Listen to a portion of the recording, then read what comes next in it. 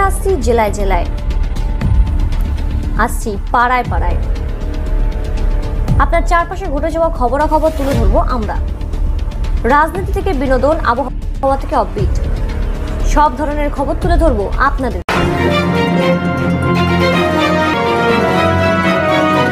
যুক্ত থাকুন, সঙ্গে থাকুন, দেখতে থাকুন কলকাতা নিউজ 19। গত 6 এপ্রিল বাঙ্গুর কলকাকলি মুক্ত মঞ্চে বোধি আবৃত্তি চর্চা কেন্দ্রের বসন্ত উৎসব অনুষ্ঠান অনুষ্ঠিত হয়।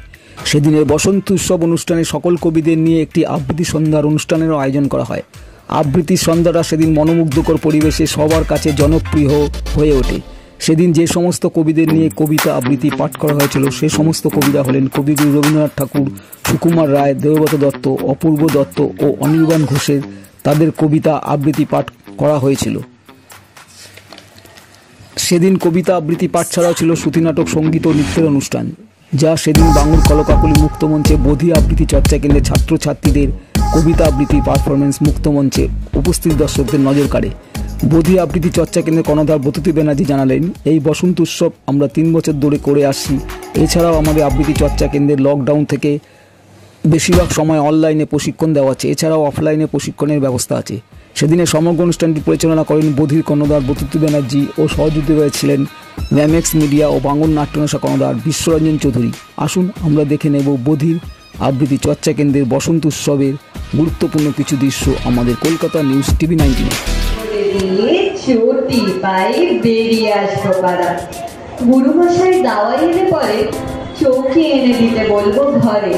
তিনি যদি বলেন ছেলের কথা দেরি হচ্ছে, রিক্ত করে শূন্য ঘরে বড় অভ্যুত্থ, ওরে দুয়ার খুলে দে, বাজা শঙ্খ বাজা, গভীর রাতে এসেছে আজ আধার ভরে। সে তো তোমাকে ফিরে এখানে ছিল, এই বেলকুমারী আর শান্তা মানু দুঃখ করে বলেছে, একদিন আমরা ছিলেন 1 আর 2, এখন আমাদের ক্রমিক সংখ্যা 33 আর 34। তোমার চুপচাপ করার স্বভাব বদলায় যাচ্ছে। আমার দোষ নেই, ও কথায় বলে না স্বভাব যায় না মরেও, আগে মরলেও না আমার স্বভাবটা হত্যা করে পাওয়া পেয়েছে। তাই দেখাচ্ছি মজা।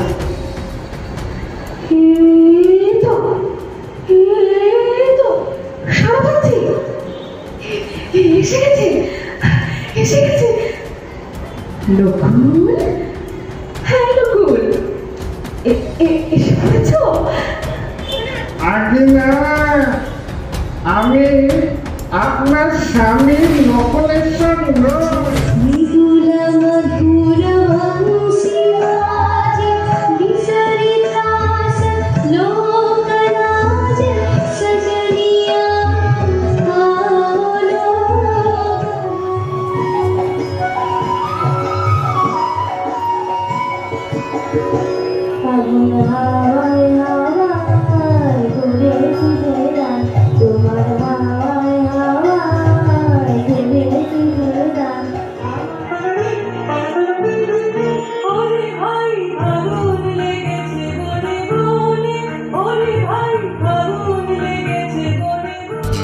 বোধির এই আবৃত্তি চর্চা কেন্দ্রের এই পারফরমেন্স দেখে আমাদের কলকাতা নিউজ টিভি 19 থেকে অতি শীঘ্রই আমরা কলকাতা ট্যালেন্ট অ্যাওয়ার্ড বলে একটি অ্যাওয়ার্ড দিতে চলেছি। আপনারা দেখতে থাকুন কলকাতা নিউজ টিভি 19। বোধির আবৃত্তি চর্চা কেন্দ্র যে আমরা অ্যাওয়ার্ড দিতে চলেছি, সেই অ্যাওয়ার্ড নেওয়ার আগে তারা কি বলছে শুনুন। কলকাতা নিউজ টিভি 19কে কি বলছে। কলকাতা ট্যালেন্ট অ্যাওয়ার্ড শো একটা করছি, সেখানে আপনাদের বোধির যে আবৃত্তি চর্চা কেন্দ্রকে আপনার ট্যালেন্ট হিসেবে বেছে নিয়েছি, সেই ব্যাপারে কি বলবেন?